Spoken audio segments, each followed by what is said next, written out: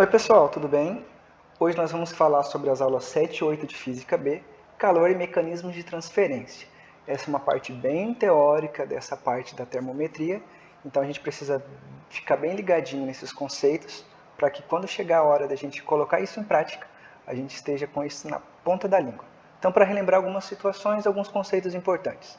Energia térmica é a soma das parcelas da energia cinética das partículas que compõem um corpo, ou seja, quando eu falo de energia térmica, eu estou falando da energia cinética, que é a agitação das moléculas, das partículas de um corpo. A temperatura, por sua vez, mede exatamente esse grau de agitação.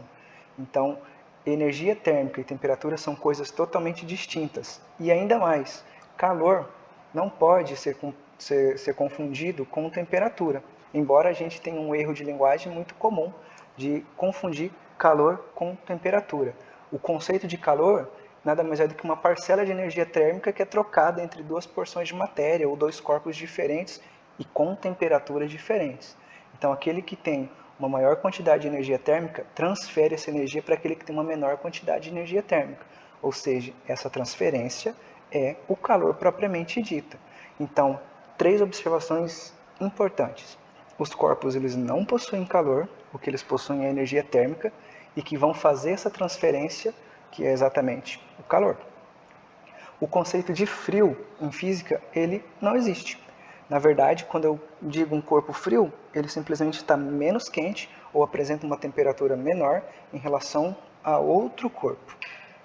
E os corpos trocam calor até que seja atingido o equilíbrio térmico. Equilíbrio térmico não indica que essa troca de calor ela cessou, indica que o movimento de um corpo que transfere energia para outro fica exatamente igual. Então, por exemplo, a velocidade das partículas de A são diferentes da velocidade das partículas de B. Então, a quantidade de energia fornecida de A para B vai ser exatamente igual à quantidade de energia fornecida de B para A quando atingido esse equilíbrio térmico.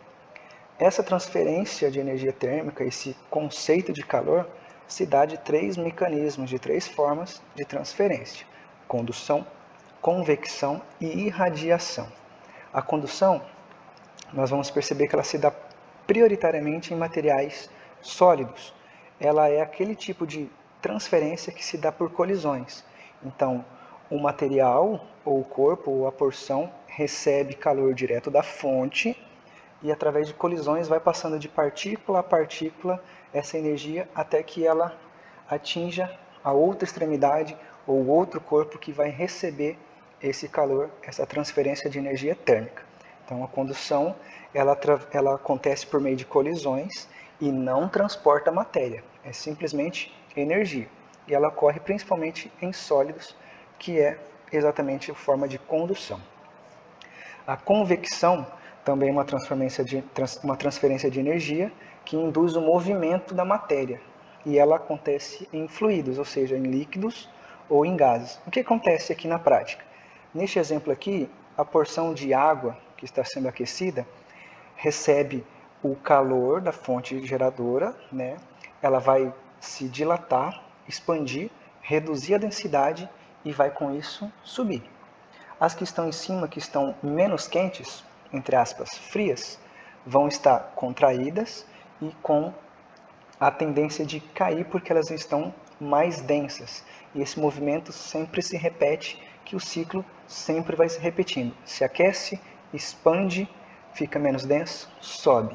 Resfria, contrai, fica mais denso, desce. É por isso, por exemplo, que o ar-condicionado ele fica mais bem colocado nas regiões altas das residências, uma vez que ele vai fazer com que partículas menos quentes, ou seja, frias do ar, sempre desçam, fazendo com que as mais quentes subam e esse ar seja sempre trocado, ou seja, condicionado.